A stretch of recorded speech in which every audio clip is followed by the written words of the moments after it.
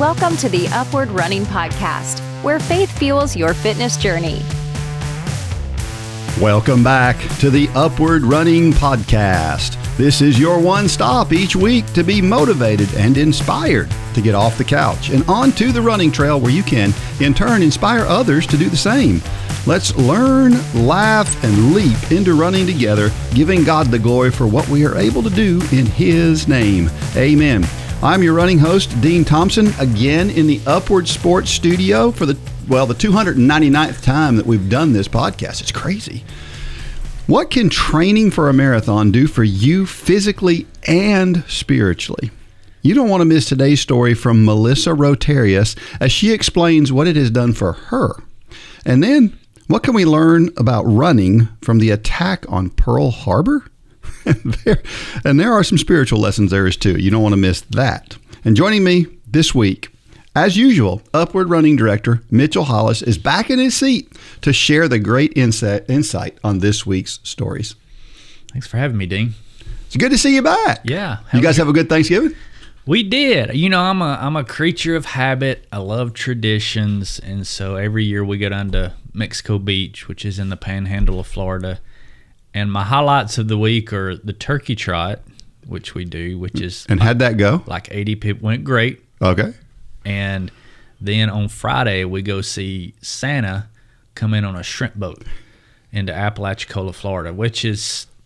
What could be better? An incredible way to see Santa come in. But I want to tell you, I put my training hat back on just a little bit. My coaching hat, I'm sorry. Yeah? So my little niece, Langston... It's Holly's brother's daughter. She's about to go into the military. She's 17 years old.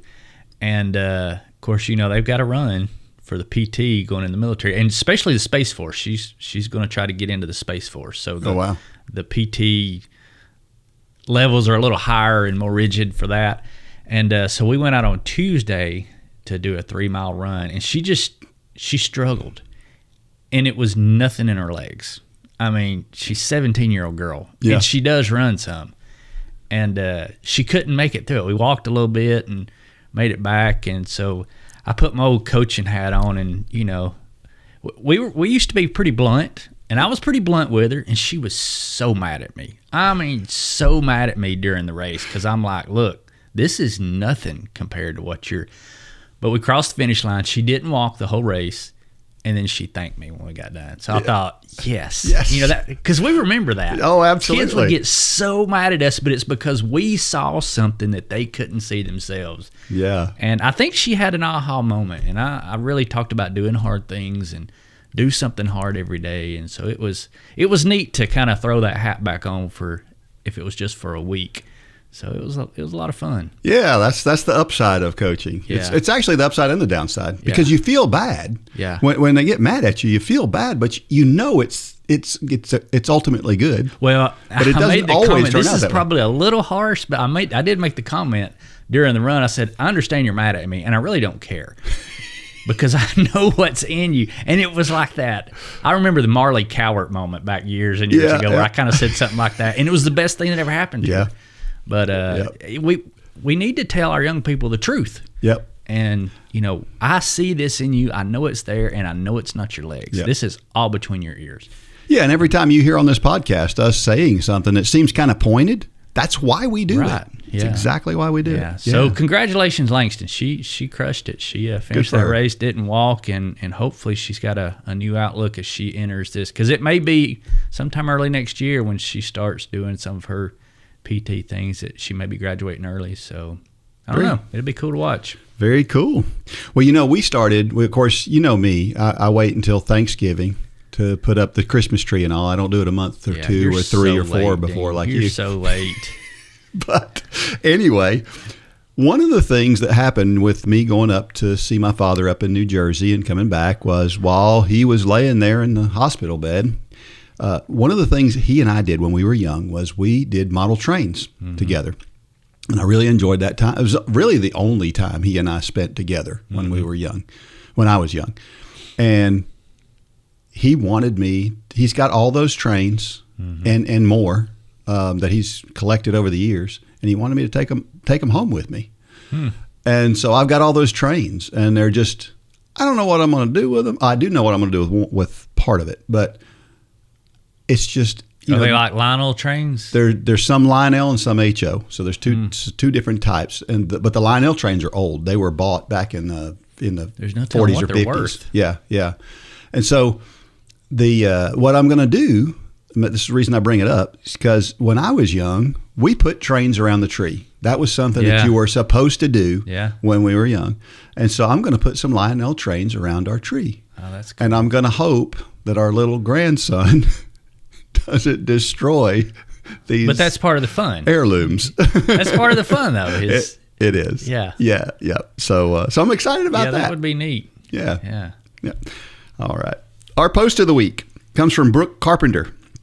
She said, "How does one drink water and run at the same time without spilling water all over myself and without stopping? Because when I stop, it's difficult to get back into the groove and momentum to go again." This was a great question. Yeah. One that I know that we're actually addressing all over. And if you're on the app, you would have seen that I answered this question there.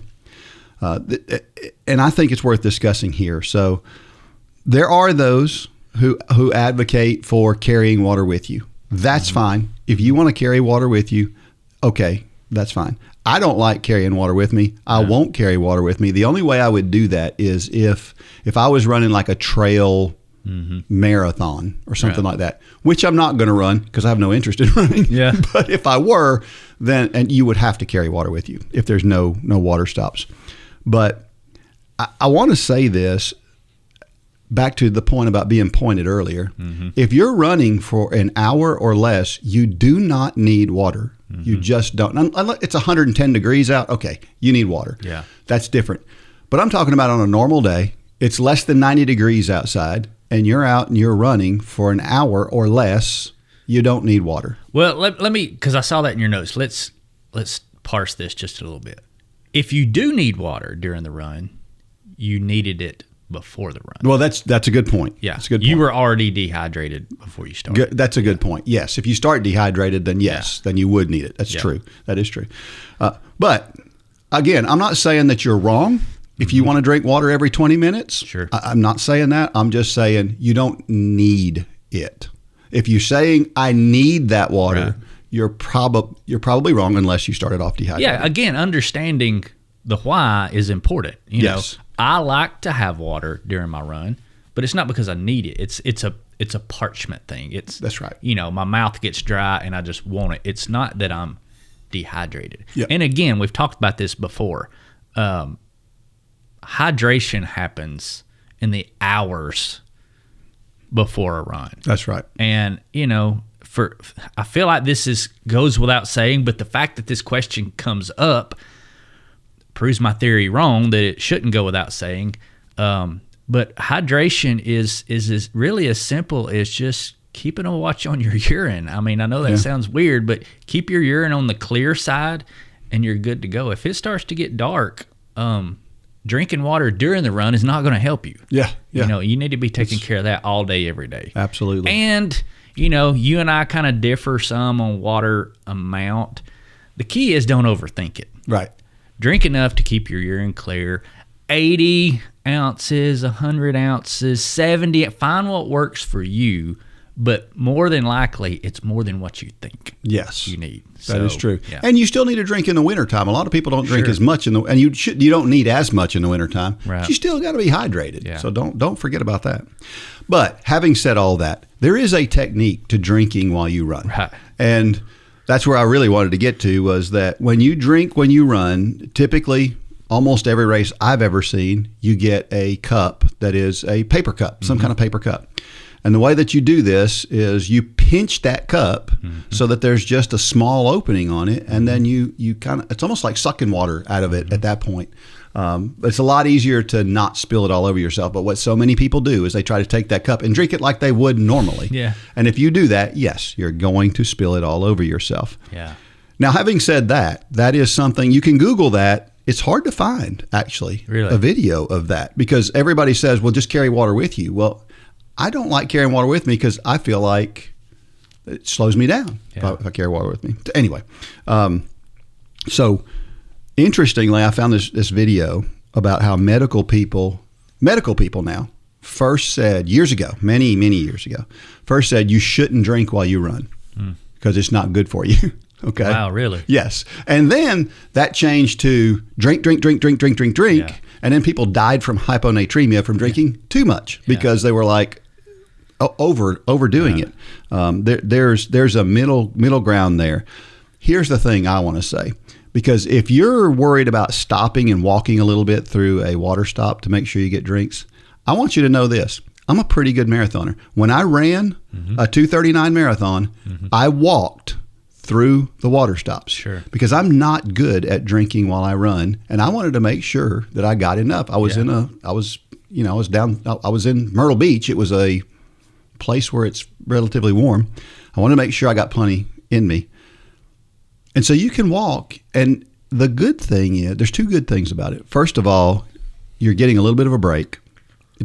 I didn't walk for more than 5 or 6 seconds. That's all it takes to get a cup of water down.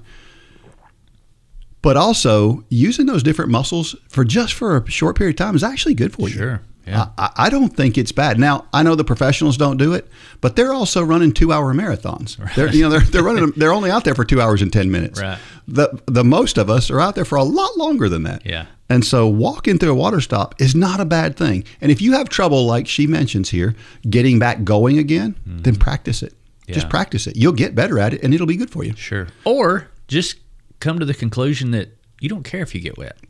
That's another good one, yeah. Yeah, because that's kind of how I am. A lot of times it actually feels good. Yeah. But it's kind of like that water puddle, that you keep trying to avoid. If you just step in it, it's no big deal. That's right. Just, let it run down. It feels good sometimes. That's good. Our run of the week comes from Michelle Sharrett. She ran a marathon in 5 hours and 45 minutes, and it says that she set a PR in it. I don't know if this was her first marathon or if she's run one before, but congratulations to Michelle for finishing that marathon. It looks like she did a great job there. And then also notice that John Sandifer, he's been on the podcast before, sitting in your seat. Sure. Ran one too. He ran a 3:48 marathon. Wow. Congratulations to both of them. Yeah. So good to see them out there. I love to see these marathons being run because I know it's never easy. And listen, if you've not signed up for the Couch to Marathon and you want to run a marathon, we have that available. Yeah. Sign up for the Couch to Marathon. So on this post, or as a follow-up or a transition from this post, I had an interesting question this past week. It was from Claire. And we were on, I don't think you were on this call. No, you weren't on this call. She asked me, she just ran a 10K. Now she separates, I'm pretty sure she separates college running from adult running. So let's preface that. But she said, is it a PR? Is it a 5K PR if you set your 5K PR while running a 10K? That's a good question. I said yes. Yeah. I said, what does your Garmin say? She said, well, it said I had a 5K PR. I said, then you have a 5K PR. But I know some people might differ on that. Where do you fall on that? I say it depends. Yeah. And here's why I say that. Because everybody knows that a real 5K is not exactly 5K on your watch. Right.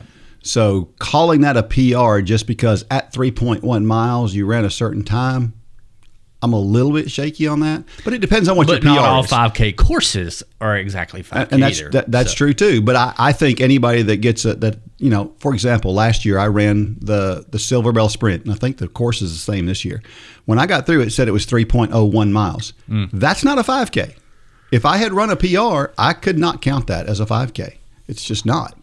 Now, if your course is certified, it probably is a 5K. Sure. But I have yet to see the course that is certified that comes out to less than 3.1 miles. Right. So, but I say that, but here's where I have a caveat to it though, and where I say it's in the gray area, because let's say Claire ran 22:30 was her 5K split in this 10K, and her 5K PR where she ran a 5K is 24:08. Yeah.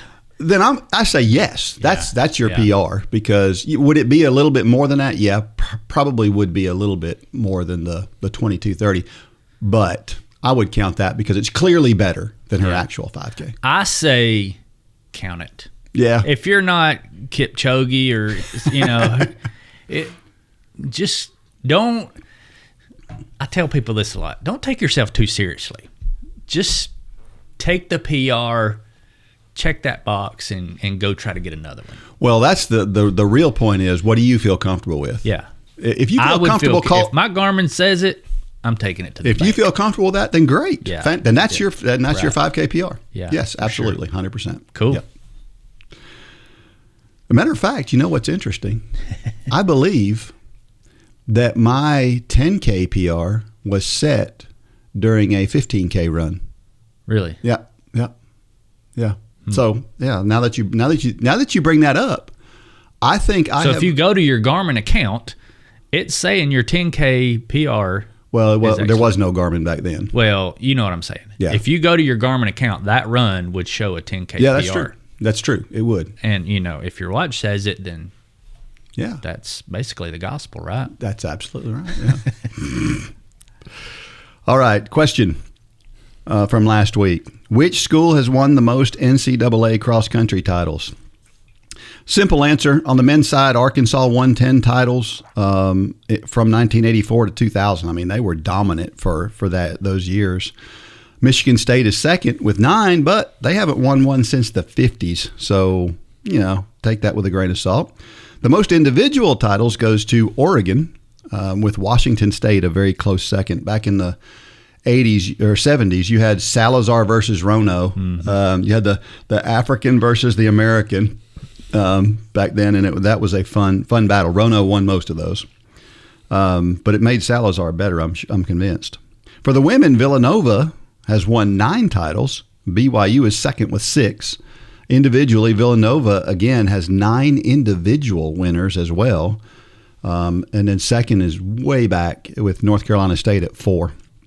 Combined, I think Villanova also has won 4 times on the men's side. So their combined total of 12 would be the most of any school total.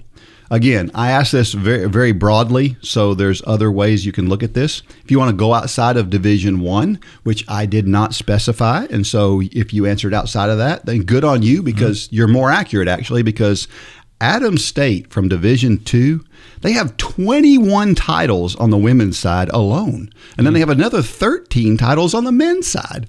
That is incredible. Of course, this program was built by the famous coach Joe Vigil, and then not long after he built this program to national prominence, it was taken over by a guy named Damon Martin, who has won most of these championships. And they're still dominant today. I think they won it last year. Not this year, but last year. And maybe the most dominant performance in NCAA history and championship in any sport. I mean, in any sport. Is in 1992 when Adams State had a perfect score in the national championship. That means their top 5 runners were 1 through 5 in the race. How incredible is that? We almost did that with the high school team. That's true. In the region meet. It was, we had 1 through 4 and then number 6. Was that right? No, we had 1, 2, 3, 4, 5, 6. In other words, second place was not our guy. The guy who finished second. 1, 3. Okay. Yeah, 1, 3. Yeah, I remember. Yeah. Yeah, because it was Felipe, wasn't it? Yes. Yeah, he got his way into second there. Yep. Yeah. But past that, it was. On kind of throwing back to high school, I was talking to Alan Outlaw yesterday at Fast Break. I went up to get me some shoes, and he was talking about. Have you heard about? You remember Adon? Yeah. From Dalton. Mm-hmm. He just ran a. Gosh, I don't want to say this wrong. 104 half marathon. Is that right? Yeah. Wow. Said he's probably going to do the Olympic trials coming up. I missed that on Strava because I've seen him on Strava. He's running well. And he's come a long way since. He was fast in high school, but man, that kind of took me by surprise because he was the guy from Dalton, right? Yes. Yeah. Wow. Yeah. He ran 15:30 in high school. Yeah, he was true. He was fast in high school, but that's awesome to hear. For sure. Upward Sports equips churches to run self-sustaining sports ministries in their communities. Whether you're a sports fanatic or on staff at a church, Upward Sports will give you all the tools you need to run a first-class sports ministry that allows you to reach families in your community. Upward Sports offers basketball, soccer, flag football, cheerleading, volleyball, baseball, and softball through league and camp offerings. At Upward Sports, we want to help your church make a difference and give you increased opportunities to share the gospel. Learn more today at upward.org. That's upward.org.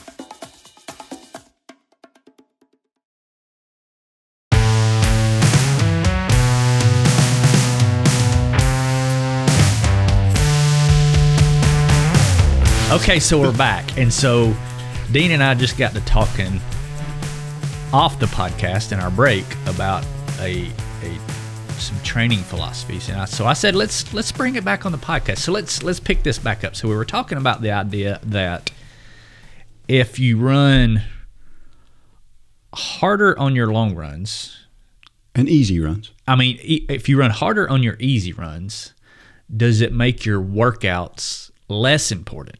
And if you run easier on your easy runs, does it make your harder efforts that much more important?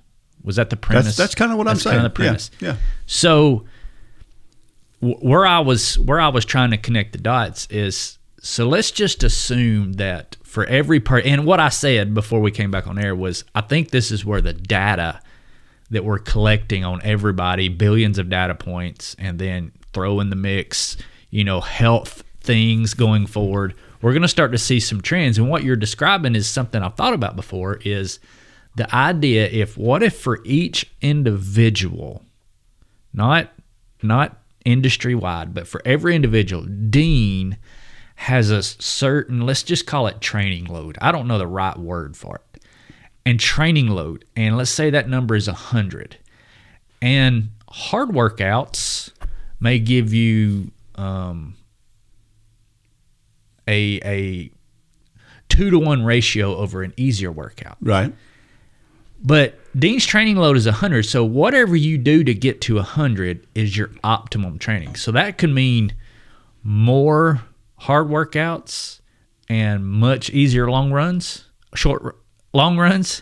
or it could mean a little bit harder long runs and putting less in the bank on your hard workouts. Yeah, that's kind of what I'm saying.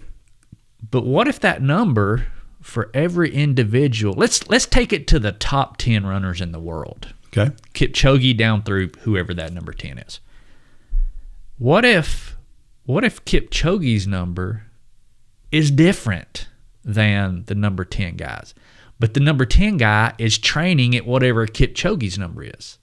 So therefore, it's actually hurting him. Whereas if the data started to tell us, hey, number 10 guy, you should be doing this number, maybe it's 80. Yeah. Does him backing it down make him go that much faster? Does that make sense? It does make sense. But it's something we can't calculate right now. Yeah. Because we just don't have, this is where I think AI is just going to throw some monkey wrenches in there. And it's going to, I think it's going to tell us things like, okay, Kipchoge does, a speed work, a tempo run, and a long run in his latter, build periods. But it may tell number 10 guy, you need to do 2 long runs, no tempo run, and 1 track workout.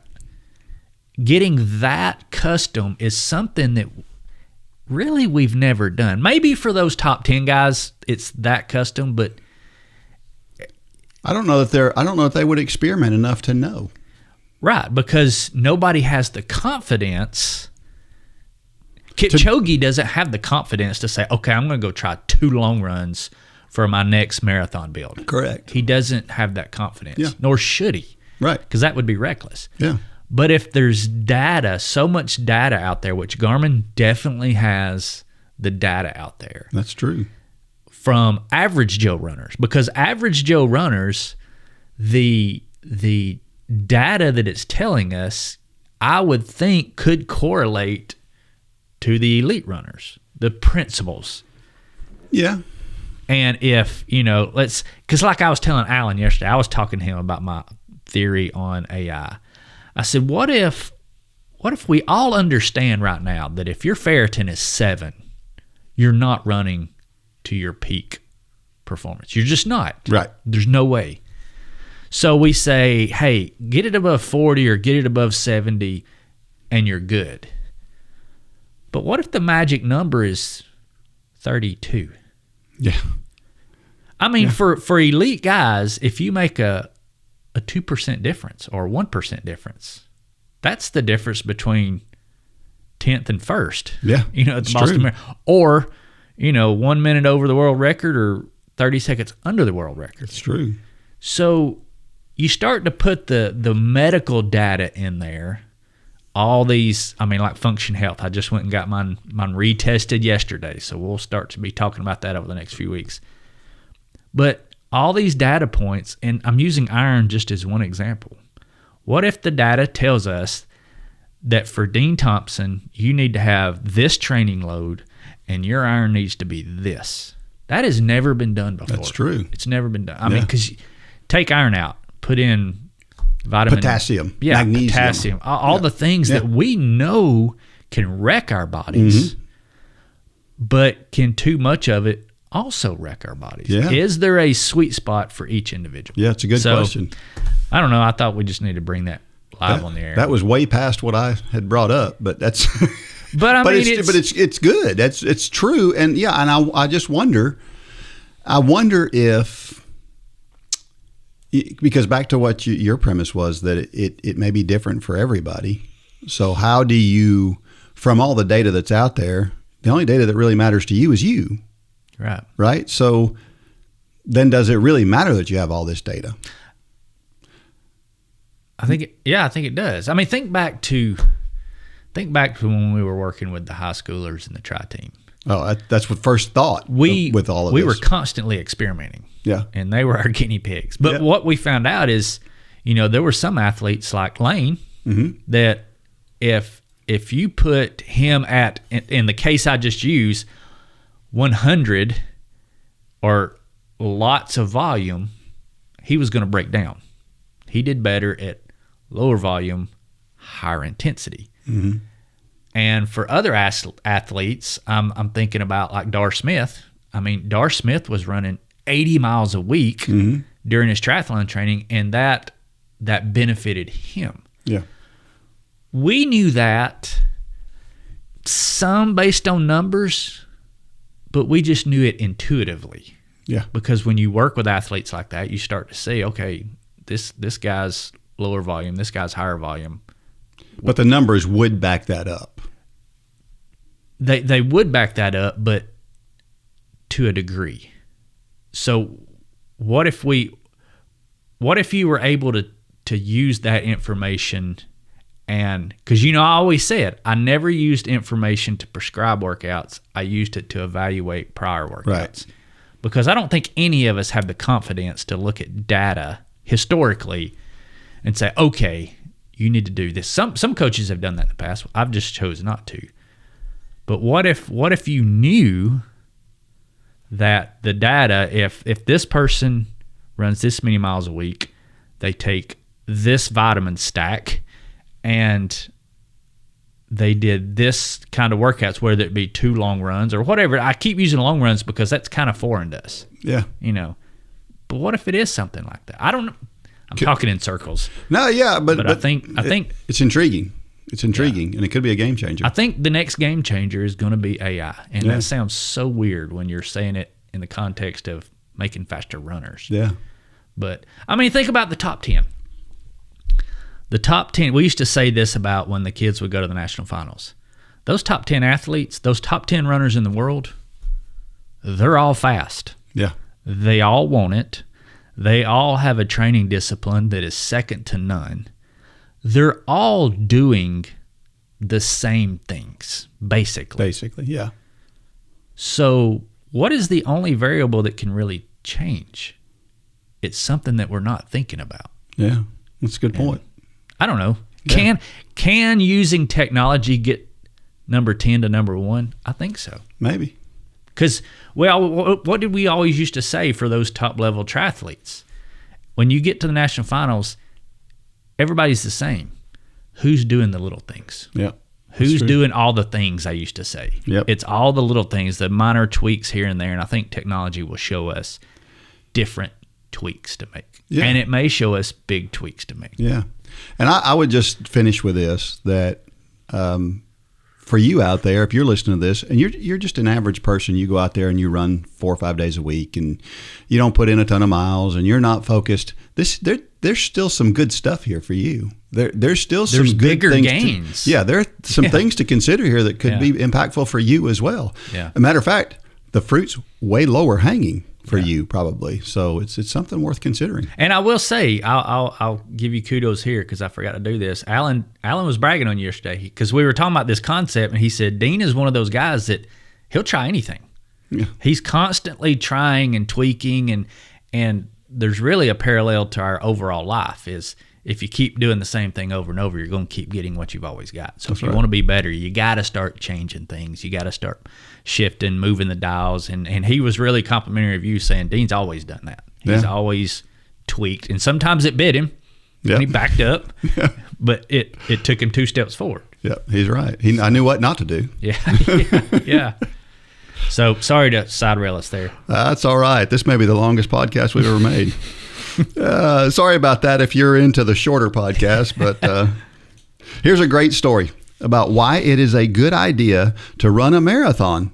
And the hint is it's partially health related, but it's so much more.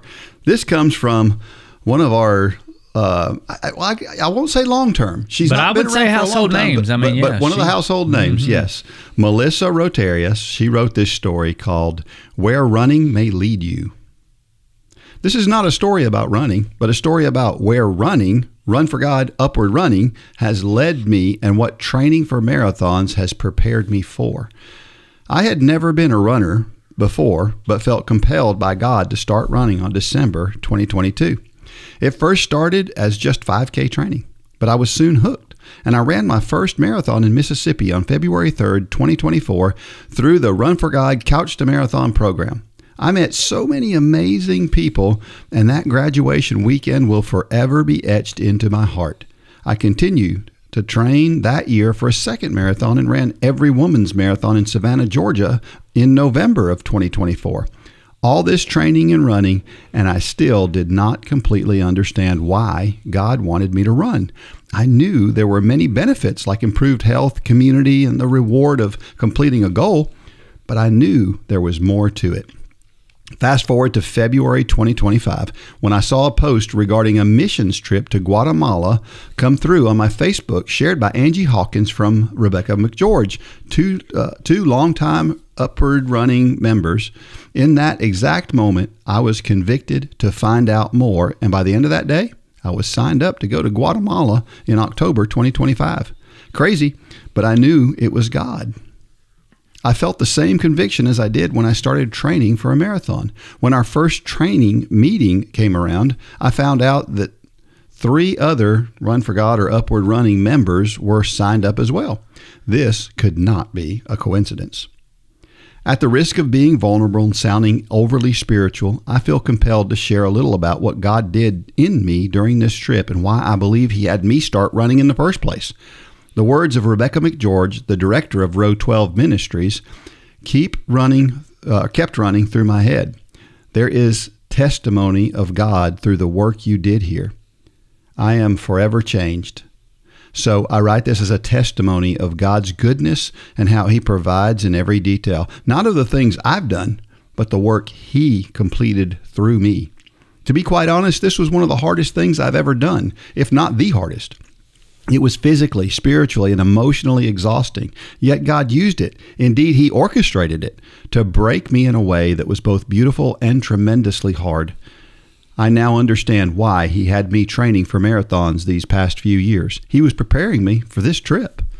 Anyone that has trained for a marathon knows how physically and even more mentally demanding it can be. There were countless things I experienced, but I'll focus on the mural painting.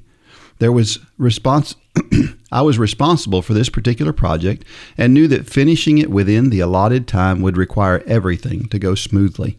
But things did not go as planned. The frustrations and realities of completing a project in a developing country were overwhelming. Many trials came up, and many mistakes were made. From that very first day, I wondered whether the project would even get started. Without going into every detail, we had issues with the block wall, with the paint, with the rain, you name it. It wasn't until day 5 of our 7-day trip that I was finally able to really begin painting. By then, I felt like mission impossible. And to make matters worse, my body was not adapting well to the environment. I was physically miserable. But God. Through all the trials, turmoil, physical struggles, and moments of complete chaos, I had joy, peace, and physical strength that made no sense. God had put this mural on my heart long before the trip, in a dream, and I knew He would see it through to completion. But for me, that meant trusting Him completely and leaning on Him in ways I had never had before.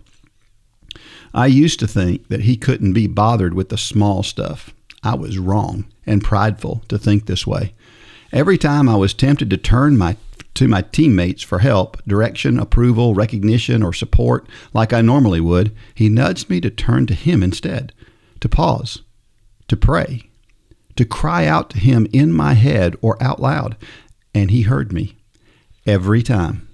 Within moments, He would send exactly what I needed, a quiet instruction for what to do next, guidance in handling a specific issue, a teammate who noticed my struggle and prayed over me, a vision of the next brushstrokes, confirmation I was on the right path, peace where there had been turmoil, joy and relief when I was physically uncomfortable, a small child examining or commenting on the mural at the exact moment I felt discouraged, the perfect morning devotional or Bible verse, or even unexpected financial provision and support from my church family when God instructed me to stay an extra 2 weeks to finish the mural.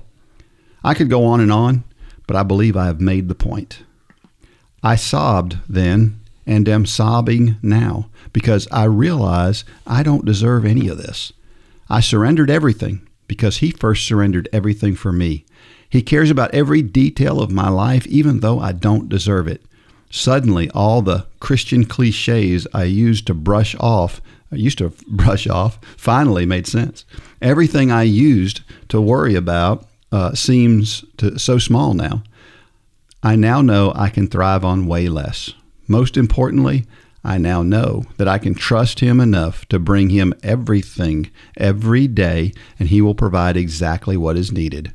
I want to cry every day and never forget what He did for me in Guatemala, what He did for me on that cross, and what He will continue to do if I keep turning to Him. I went to Guatemala as a broken, unsure Christian and came back standing firm in my faith as a child of God. All glory to Him. Rebecca McGeorge had one prayer for our team when we arrived, to be like Jesus and grow closer to Jesus. Mission accomplished. So when you feel God calling you to something that seems impossible, like a marathon or a missions trip, know that it's Him, and He will provide in the most incredible ways to see it through. It won't ever be easy, but the reward will be transformative. What a great story. Man, that's good, huh? Yeah. I don't know how me and my lack of social media exposure, I missed this. I knew it was going to happen, but then it just passed me by, and I never even saw this going on. But I did hear this, though. I heard that the more time you spend on social media, the dumber you get, which I totally believe. Yeah. And so I think I can't get any dumber, so I need to stay off of social media. Yeah.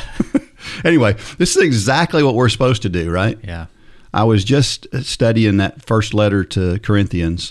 There's a part in there where Paul is talking about how he's not getting paid by the church, and yet he makes ends meet anyway. He's not saying he should get paid by the church, to be clear, but he's making ends meet no matter what.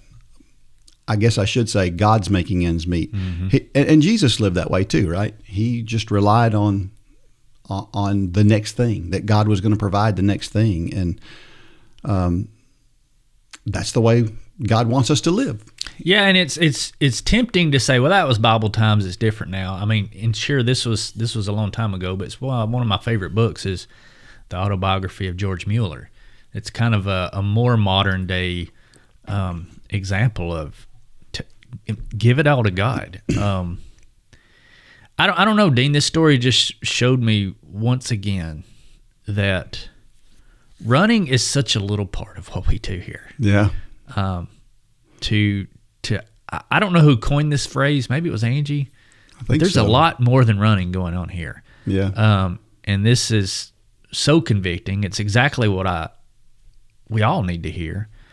I saw in your notes we need to have you talked about Paul having a loose plan. I need to learn from that. Because I'm very structured, regimented, task-driven, and I mean, a lot of times that's good. Sure. Sometimes that can be bad, and sometimes we just need to kind of let go, and not in a reckless way. Yeah. But leave margin for God to do something. Yeah, so many times we don't. Yeah. And I don't know. You beat yourself up sometimes about that, but you do a pretty good job of adapting when things come at you that aren't the thing that I do, you but normally sometimes do. they need to hit me in the head several times. And maybe I need that just nudge to let that happen. Well, and to your point, there is more than running going on here, but it's important to recognize too that running is an integral part of this story too. Exactly. At the same time but it wasn't the focus. It wasn't the focus that's of right. the story. Yes, it was the absolutely. means to an end. That's right. Proverbs 16:3 says, "Commit your work to the Lord, and your plans will be established." She goes on to say, "If it is His plan, have no doubt that the work will be completed. If it is a hard plan, know that it is God, so that He may be glorified through the work, as we are not equipped to do it without Him." That's why God uses broken people, right? Yeah, for sure. That way, we don't take credit for the 299th episode here of this podcast. No. Because if God can use us, He can use anybody, right? Yeah. Just one caution, I would say that this is a great story. It's clear that Melissa is following God's plan for her. But kind of in between your point and everything that Melissa is saying here, sometimes we think we know what God wants, or we've got His best plan at heart. Let me give you an example. So in January, I'm going to run the USATF Club National Championships. I would love to be on the podium. One of the reasons why I would love to be on the podium there is because I would love to wear my upward running stuff, standing on that podium and make a statement, right? Sure. And that's good. Yeah. Unambiguously, that's a good reason for me to want to do well. But is that what God has planned? Yeah. I don't know. I need to just go up there and run as hard as I can. And frankly, I'm a minute behind where I need to be right now. Chances of me being on the podium are very slim. But I don't know. It'll make it even more amazing if I am able to get there, I think. But my point is, sometimes we think we have an idea on where God wants us to go, and that may not be where He wants us to go. Mm-hmm. And we need to be open to that too. When we're headed in the wrong direction, we think we're headed in God's direction, and we're headed in our direction. We need to be willing to pack it up and go a different direction. Or we can get so focused. This is where it kind of gets a little strange, but I think it fits. Is sometimes God He'll have us a direction to go. Going back to my old street light comparison. We'll see that light lit up ahead and say, that's where God wants me to go. And we march toward that, but too many times we put blinders on. And sometimes He lights something up over here to the right or to the left. And to your point, we need to have a loose plan. I mean, God lit that up out there. But that God can walk and chew gum at the same time. Yeah. Sometimes He'll light this up over here along the way, saying, hey, take a detour over here. And where we mess up so many times is we say, God, you told me to go there. I'm going there. Yeah. And we ignore the blessings along the way so many times. Yeah, that's a good point. That's a good way to look at it. Matthew 21:22, and whatever you ask in prayer, you will receive if you have faith. She says, I believe that to have answered prayers, it requires us to have completely blind faith and a sincere, humbled heart. So, usually I get hung on something every week, and I got hung here. And it's because I think there's so much debate about the idea of this verse. Yeah.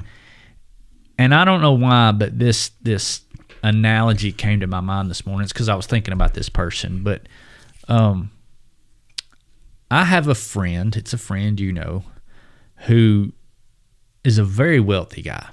He's a very wealthy. He's not Elon Musk, but he can pretty much do what he wants.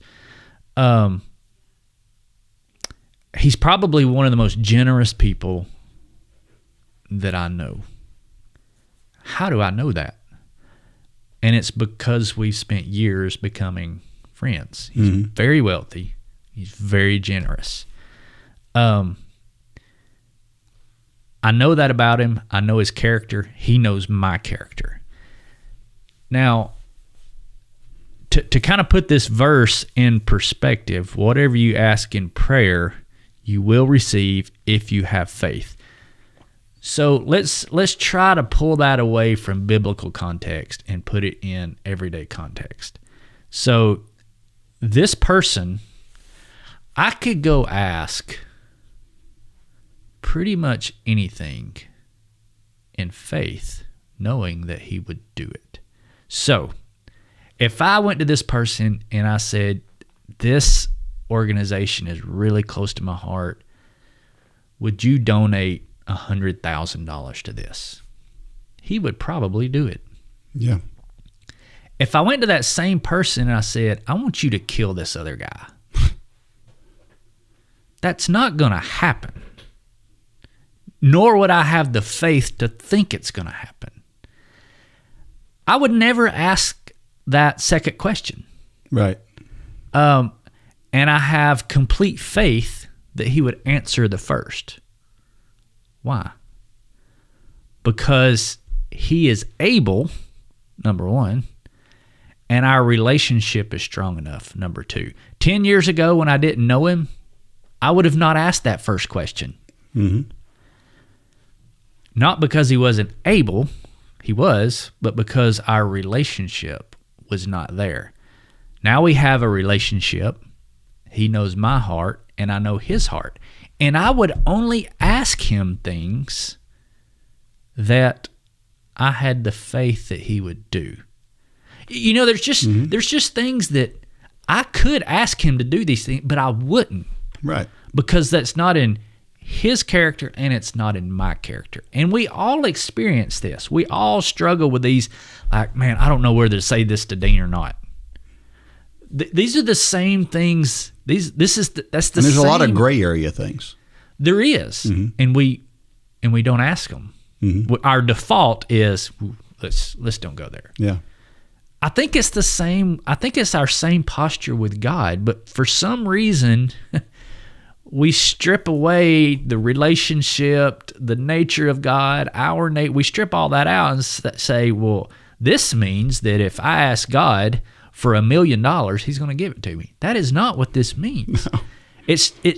It means no more that than if I ask my good friend to kill somebody. Right. It's to me, the parallel is that black and white. Yeah. I don't know if that makes sense. Yeah, it does make sense. And I totally agree with that. And there are a lot of people misrepresenting the gospel, who Jesus is, and what this verse means. So let me interrupt one last time. Let's use this race you just mentioned. Yeah. The equivalent of asking my friend to donate $100,000 to an organization is the same as you asking God, make yourself glorified no matter what happens in this race. Yeah. The equivalent of you asking God, Lord, let me win this race, is the spiritual equivalent of me asking my friend to go kill somebody. It doesn't really make sense. Now, you can ask it, but it's maybe that breaks down a little bit right there, but you get the point. Yeah, I totally do. You know, we're asking so many times we're asking the wrong questions. Is my point. Yeah. Now, if God puts it on your heart that that's what He wants you to do, then it's different. Right. Yeah. But if you're asking for your desires, my desire for that race should be, hey, Lord, whatever it takes that gets you glorified, right? Then that's what I want. Leave the door open there. Yeah. Because you could go into that race saying, it's a foregone conclusion. My training shows that I'm not winning this thing. Yeah. That would close the door. Right. You need to leave that door open, yeah. which you're very good at doing, to allowing that to happen. Just like the Myrtle Beach Marathon. Yeah. You went into that race saying, there's no chance. I've got the flu. I got a shot on the way to this race. Yeah. But you left that door open. Yeah. Yeah. So I don't know if that may fall flat to everybody listening, but it made sense to me. I like it. I like it. Just be careful not to, like you said, misinterpret that into thinking that God gives you whatever you ask. That bothers me. I've seen a lot of, I don't know if I'm lost in the algorithm or not, but I've seen a lot of this prosperity gospel type stuff lately. Yeah. And it's disturbing to see. It's also disturbing to see the people. The other thing that I see a lot of these days is the people that are Jesus's all love and no conviction. Yeah. People, that no, God wants us to follow rules and laws, and He wants us to, when the classic case, the woman caught in adultery. Yes, He did say, put your stones down, but He also said, go and sin no more. Right. It's and both. It's not either or. And I think it's important to understand. Sure. James 1:12, blessed is the one who perseveres under trial, because having stood the test, that person will receive the crown of life that the Lord has promised to those who love Him. This is why we should count it all joy when we fall into various trials, which is earlier in this chapter, right? Mm-hmm. This is the reward for keeping our focus despite the circumstances, like Melissa did here. She went with a plan. That plan did not work. She followed where God led her, and then boom, all of a sudden, the blessings flowed like bathwater. I mean, all of a sudden, she's got this big, not that she didn't have a recognition of who God was before, but now God becomes even bigger to her not because of her plan, but because of God's plan. Yeah. And this is kind of pertinent to our fitness journey too. Not that it's anywhere near as important or as glorious, but it was all the trials that Melissa went through to get to the finish line in that Mississippi Marathon that taught her that she could handle more than she thought she could handle. Sure. And that's why all those long runs, those torturous long runs we have, that's part of the reason they're worth it. I mean, they're worth it for a lot of reasons, but that's part of the reason why they're worth it, because they teach us that we can do these hard things, and that doing the hard things pays off in the long run. Yeah. Question: have you ever done something that was completely for God? I'd like to think so. I've never been on a mission trip, I will say that, but I think there's a lot of other stuff I try to do, for the church, for my community. Just talking about how I didn't drive my truck over here because it's loaded down with food right now because of a food drive that the local school had that we're part of. And I like to think I do some things that are completely for God. I'd like to believe that that's why we do those things, right?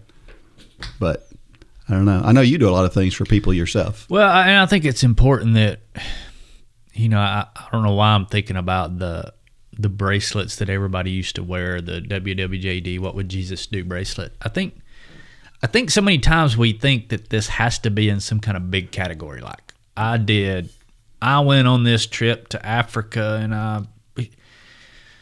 the things you can do, the everyday mundane things, if you'll put it in the lens of what would Jesus do? I love those bracelets, and I don't like those bracelets because I feel like it became just like a catchphrase. Yeah. But the message was spot on. If you will stop, not even stop, just a little prayer. God, what would you do in this situations? I have not done that nearly enough through the years. But the more I do it, the more I understand that it can be. I'm gonna drive to a podiatrist after this podcast. God used me in some way as I go see this podiatrist. And you'll be amazed if you have that antenna up, there's always things that you can do that are completely for God. Because think about it, anything God directs you to do and you do it, that is completely for God. Because so many times it's not in our character. It's not in our will. It's not what we want. But don't think of this as some big thing that you have to do once a year. It can be the mundane things throughout your day. Let me give you an example of something that hit me really hard, and I don't know why this just came to mind, but it was really important to me at the time. When my mother died, we had a memorial service for her at my church, and I didn't know who was going to show up, if anybody was going to show up, but we were going to have this memorial service so that my family could attend something, and so we did. And it didn't even cross my mind on what the team I was coaching was going to do. And while I was kind of busy running around doing stuff because I was going to speak at it and I was going to do all these things, so I was getting ready for all of that. And then all of a sudden, the entire team all walks in together. All they did was drive to a place, watch a ceremony for 30 minutes, and go home. Nothing spectacular. Didn't take them a ton of time, but it meant everything to me at the time. Sure. And a lot of times just doing something small like that, just being there. They didn't have to say a word. All they had to do was sit in that pew and watch. Presence. That's it. That's all it was. And a lot of times that's all it is. Yeah. Yep. So it doesn't have to be anything. And if we're on the other side of that, don't overthink it. Sometimes we think, oh, how can I fix this? No, there's nothing to fix there. Yep. Just be there. That's don't right. say a word so many times. Yeah. Is the right way. And that's really hard for you and I. Yeah. You brought up your foot a little while ago. You got this issue with your foot. You bring it up. So dumb. Before you could even finish the story on what was going on, I was trying to fix it, right? Yeah. Because that's what we do. Yeah, but I beat you to the punch. I had already gone to Google, Dean, so no. Another question. Did I have enough faith to trust him in everything I do, every decision, every action? Do you? I didn't before, and maybe that's why my lukewarm prayers were not being answered or my plan wasn't working. This is a constant battle for me. You just mentioned, praying to God, saying, God, do something that glorifies you in this doctor's appointment. I'm so bad about now. Do I do it occasionally? Sure. I'm better at it than I used to be. I still got a long ways to go. I still like to be a lot better at it. I'm probably a little too arrogant for my own good. I think I know what's best on everything, and it gets in the way. But I think we probably all go back and forth on this one too, to some degree. Because when we get to the point where we have to rely on him, what I mentioned to you before we started this thing, that there was a Sunday that I walked out of the rehab facility thinking this might be the last time I ever see my father alive. And that was a hard walk out. And there were lots of tears on that walk out and on the drive back to the house. And the thinking that I'm going to get a phone call during the night and they're going to tell me that he's gone. And then I thought, because at that point I'm like, God, please, what I need something from you. I just need a message. What is it right now? And what he told me was, he said, listen, you thought that your dad was going to be gone 20 years ago. We didn't think he would ever make it to 60. These are bonus years. And on top of that, my father wears a hat around all the time that says, I love Jesus. He has it on in the bed in the hospital. He has that hat on because he wears that hat all the time. I know where he's going. Yeah. Why should I be upset if he's suffering and God wants to take him? I mean, there's so much peace in those moments when I realized that's what God was telling me. And, a lot of times, what was back to the question, do I have faith to trust him in everything I do? That was hurtful walking out of that room. But God can soothe the deepest hurt if we'll just let him. Yeah. Right? Yeah. Well said, Dean. Do you take the time to slow down, pause, and pray? Do you listen for his response? Man, this is meddling here. I think lately I have more than ever, and honestly, We don't do this because of the word that is mentioned 365 times in the Bible, because of fear. Honestly, we don't do this because we're fearful of what he might say. So if you really step back and you think about that statement, I think you would agree with that statement, right? Yeah. We don't, because we're fearful of what he might say. A lot of times. So if we're fearful of what he might say, then we already know what he's telling us. Yeah. Right? Yeah. But a funny thing happens when we slow down and we just ask him for guidance on what we already know he's prompting us to do. It's peace. Peace is always, I shouldn't say it's always, I have come to learn that peace is always one of the best indicators of walking in God's will. Now, does it make it an easier path? No. On the contrary, sometimes the path is harder, but you can have perfect peace. It's kind of like, I thought about this morning, it's kind of like hearing that drip in your house. Maybe it's the middle of the night and you hear a drip and you don't want to get out of bed, but you're like, there's a drip, and you just avoid it. You try to go back to sleep, and before long, by daybreak, you've built it up in your head that your house is flooded. You're just going to have to tear the whole thing down and rebuild it. We do this, right? We get it. We spiral. My wife calls it spiraling because I do this. Man, I don't know how many times we've went on walks and she has to unspiral me. Yeah. But we spiral out of control. And when you finally deal with it, it's the faucet upstairs was just dripping because somebody didn't turn it off all the way. Yeah. So many times when we go to God, that's what we find. It's Yeah. just a drippy faucet. But God is saying, hey, come to me. I want to tell you something. And what he's going to tell us is it's just a drippy faucet. But we're like, oh, no. God, it's like we're being called to the principal's office. And we're like, avoid it and avoid it and avoid it. And I remember being called to the principal's office when I was in elementary school. That's back when they paddled. I went in, I got my 3 licks, and I went back to class. It was no big deal. But the walk to the principal's office, you were a kid like me. You were the wild kid. I know that walk. You're like, I'm about to be beat to death. This is the worst day of my life. I hate my life. And you're thinking about just bolting and running away from school. Yeah. We do that so many times where I don't even remember what the question was. Did we take the time to slow down, pause, and pray? No, we don't. We create these narratives in our heads. We prescribe things that weren't actually said. Just go to God. Is it going to make the drippy faucet any different? No, but he's going to reveal to you it's just a drippy faucet. Or maybe it is something hard. But that's where the peace of God that surpasses all understanding will come into your life, and you're not freaked out about it anymore. Yeah. Man, that's great. I can't add to that. It can be terribly hard to stay on track as a runner or a walker. The world also makes it difficult to stay on track spiritually, too. For pennies a day, Upward Running can make both of these journeys more fun and much easier. Join Upward Running today and get access to training plans, videos, and the best group of active Christians you will find anywhere.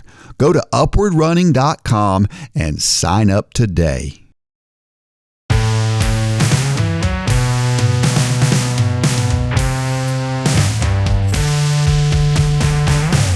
All right, it's time for Dean's Thoughts, and that's a time when I share something that I've written about the intersection between running and faith.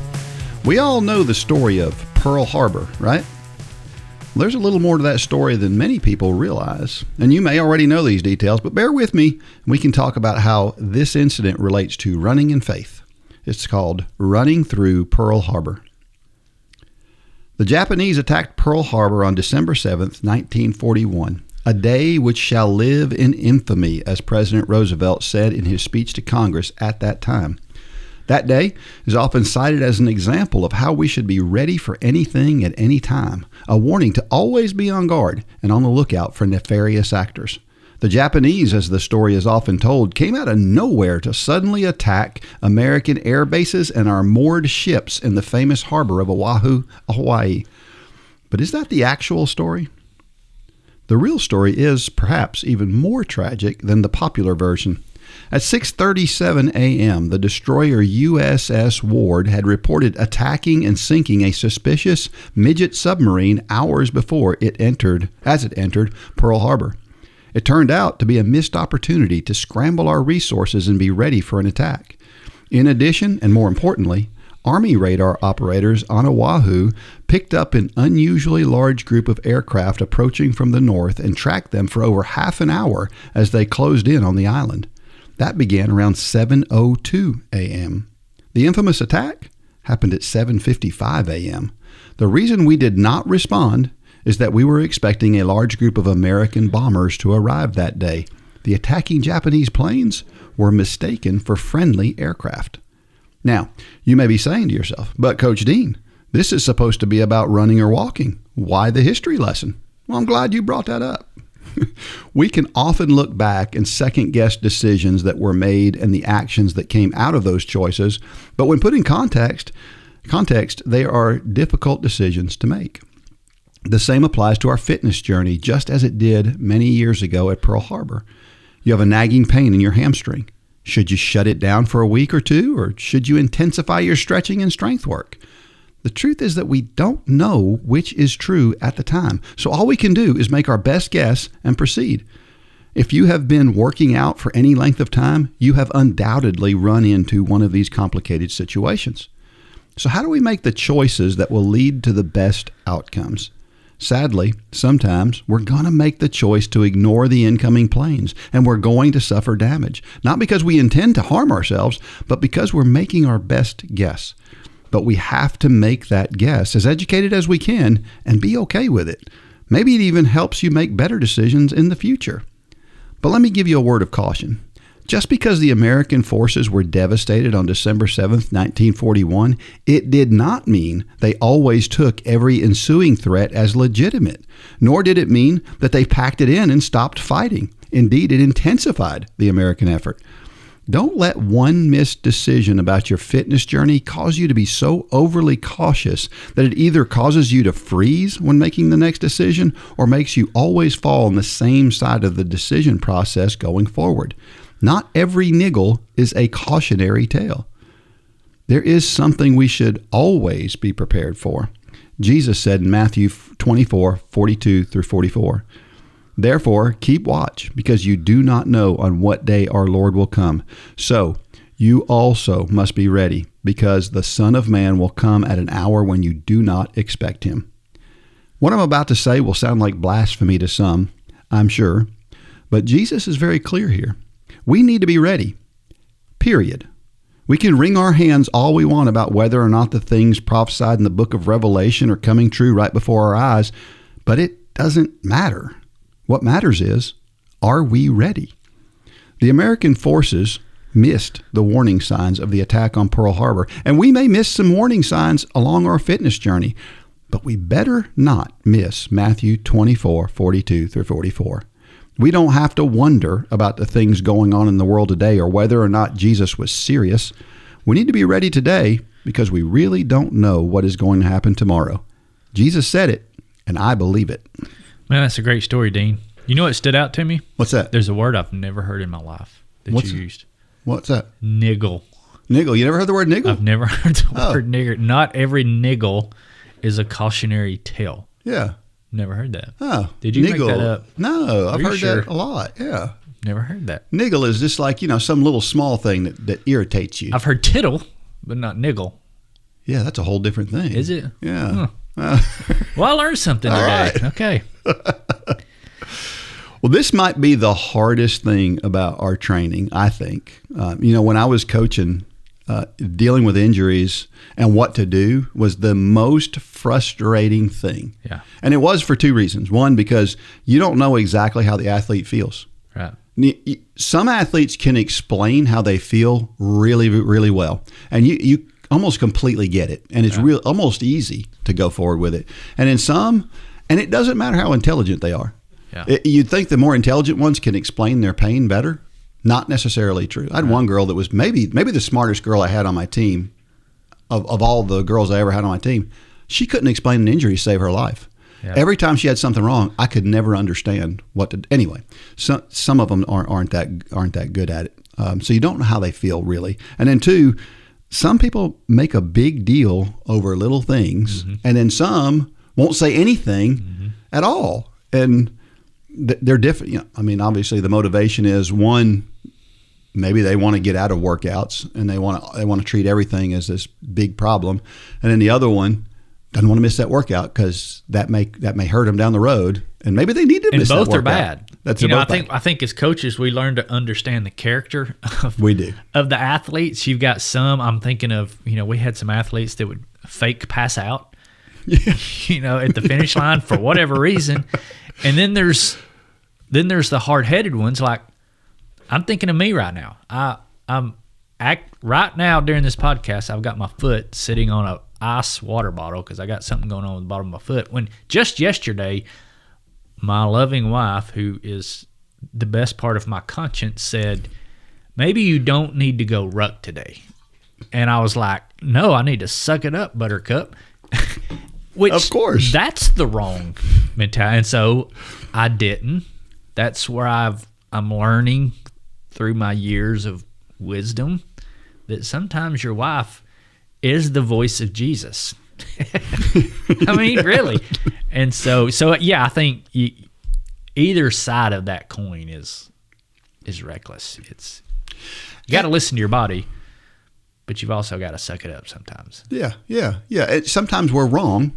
Yeah. As in, back years ago, you had a pain in your shin.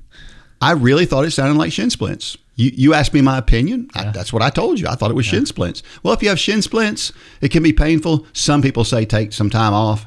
I don't. Hammer down. I've seen I don't know about hammer down, but I've seen too many people run through shin splints and be fine. Yeah. And so yours it had just shown up. It wasn't like you'd had it for a long time. It wasn't a chronic thing. And so we kind of said, let's just keep running through it. Yeah.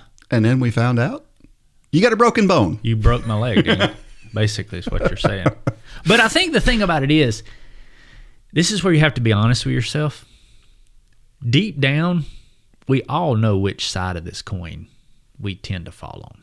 You just got to be honest with yourself. That is true. Like the run I had last week with my niece.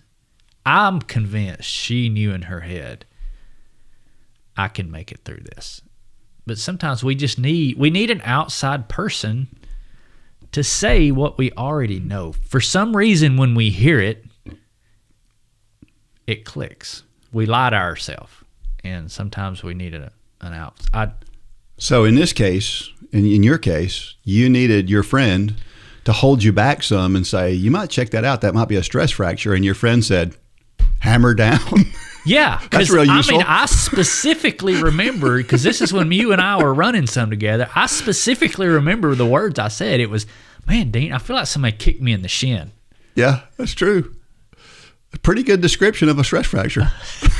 And we just kept hammering down for days. Because you and I both fall on that side. Right. The point is that's why we have Holly and Debbie. That's right, exactly. Yeah. I was the wrong person for you to ask. So I knew I'd ask Dean. I knew I'd get around to blaming this on you rather than me.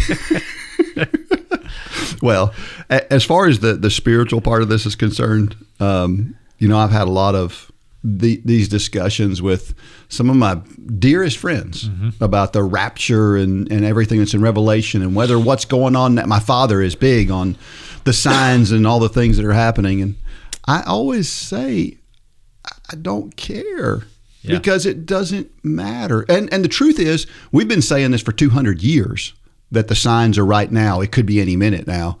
We don't know. The Bible is so crystal clear on this that we have no idea when Jesus is coming back. And so is it okay to speculate about all that stuff? Sure it is. There's nothing wrong with talking about it. I just don't want to dwell on it. That's the way I look at it. What do you think? Yeah, I don't know. I'm kind of weird in this way because the older I get, the more of a prepper I become. But the rapture never comes into my thinking. I worry more about some crazy guy coming to my house with a machine gun than I do the rapture. Yeah. And that sounds so ridiculous. One is the end of the world, as we know it.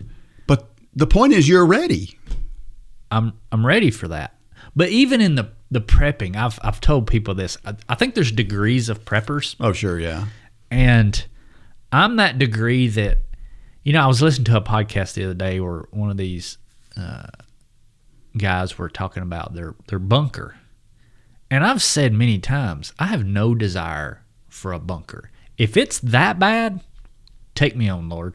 I don't want to be here. That's a good point. If I need a bunker to survive whatever's coming my way right here in North Georgia, then I don't want to be here. Yep.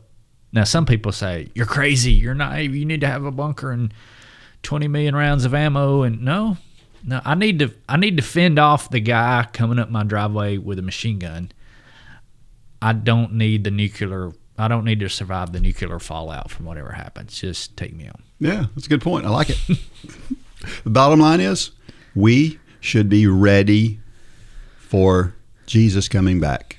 And as long as we are, all the other prepper stuff we might or might not do is fine. Well, the cool thing about that is you need no prepper stuff. That's right. That's right. You just need to have it settled in your heart that you're a child of God, you're a sinner, you need a Savior, and Jesus is that person. Amen. That's all you need. There is no better way to start the day than in the Word. Our Bible in a Year challenge is a great way to start the day in the Word as I read through the entire Bible in 365 episodes. I also share helpful tips each day along with encouraging quotes. Choose the self-paced challenge so that you can go at your pace. You must be an Upward Running member for access to this exciting challenge. So if you're not a member, sign up today and get started. If you are a member, it is just a click away to get started today.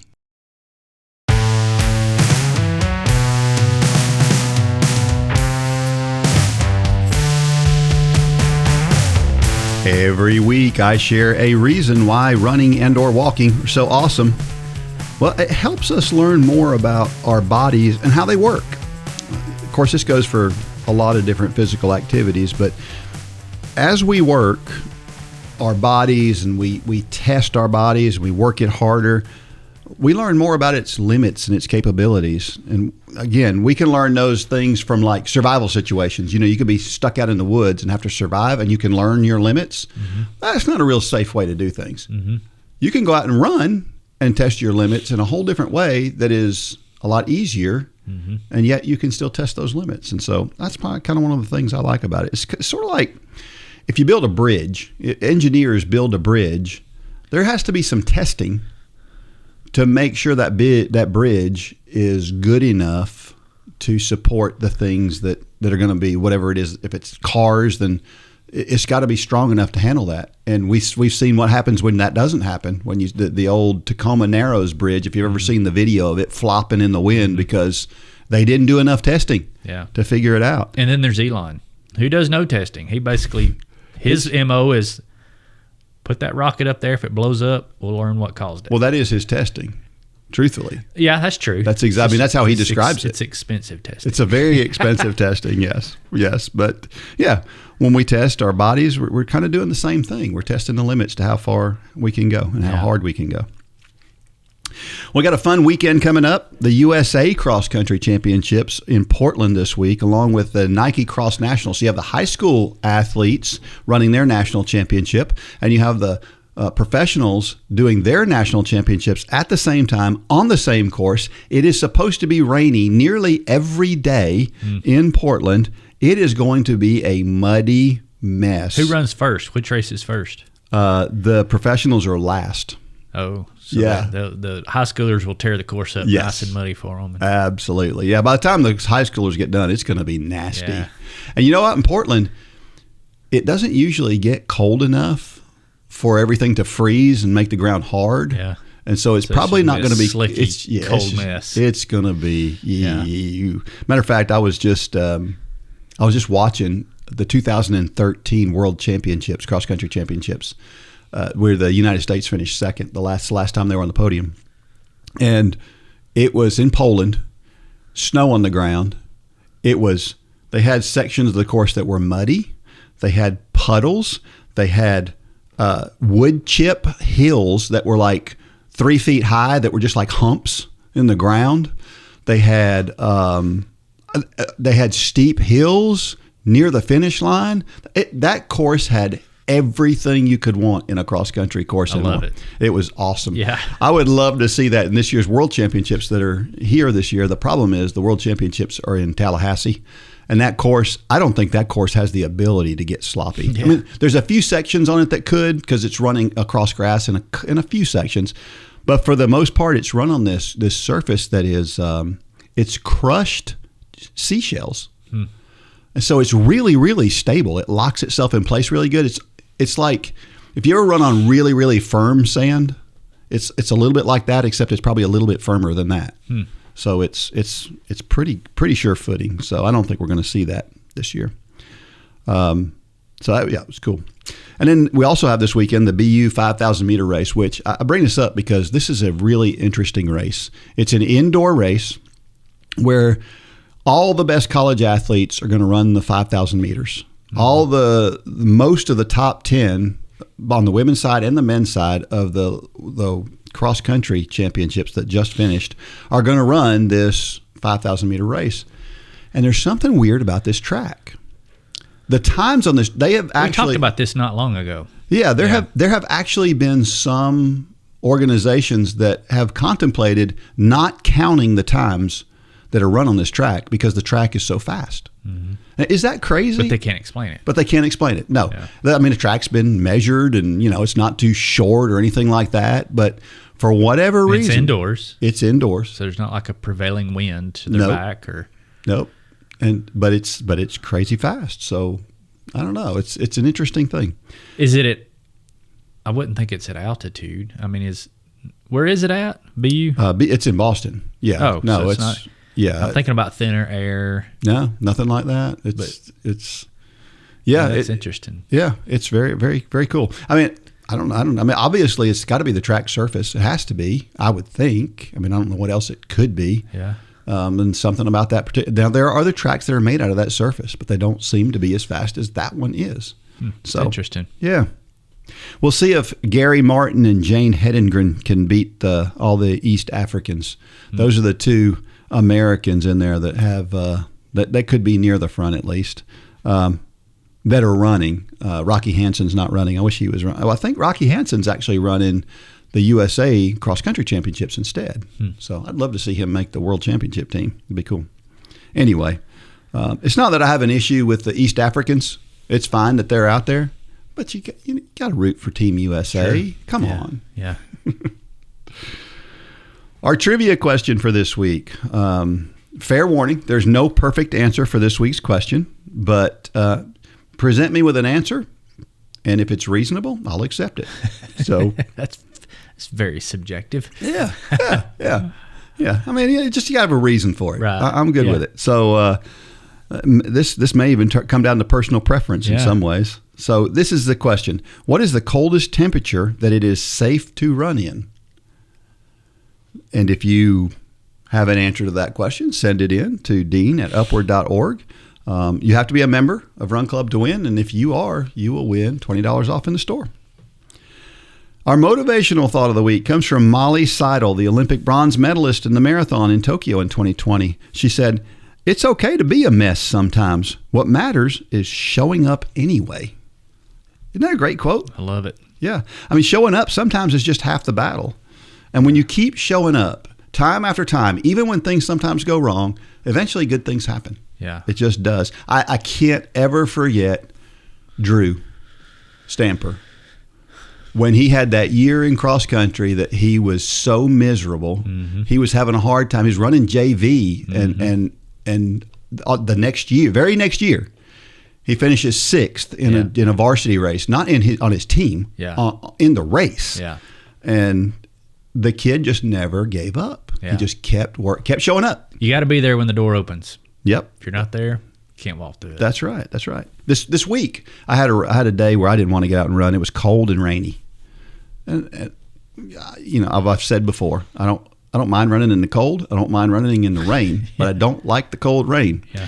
But I had to get out there. Yeah. And so showing up is get out the door anyway. Yeah. And then part of the way through the run, I'm just wanting to cut it short and go home. And it's kind of like showing up twice. Sometimes you got to do that. Sometimes you got to show up. I had to show up twice that day and finish my run. And that's okay. Turns out, in the end, the run wasn't that bad. If I'd have just had a decent attitude to start with, it probably never would have been bad. But, you know, keep showing up. Yeah. That's the moral of the story. All right, 299 episodes down. Hey, before we sign off, I'm not going to be here for number 300. That's right. But you're going to have a good guest in my place. So I want to say before then, it's been awesome. 300 episodes. Yeah. Would you have ever thought? I wouldn't have. I definitely wouldn't have at the beginning. I can remember. I don't really remember the very first one, but I remember, was it 2B in your church? Yeah. We didn't know what we were doing. Yeah. We still don't know what we're doing, but we're better at not knowing what we're doing now. That's true. But this has been incredible. Yep. It's all God. All God. And listen, we appreciate you out there for listening, because if you weren't listening, we would stop doing this. Yeah. But there are people listening, and we appreciate it. And so thank you for making it successful. Now, you know, you can help us by helping the algorithm by going out there and rating and liking and doing all the things that you can do to boost that. So we'd love more people to hear it, because we're trying to share the gospel. Exactly. All right. Until next time, may God bless every step of every run and or walk. Go out there and shine your light. Good job, Dean.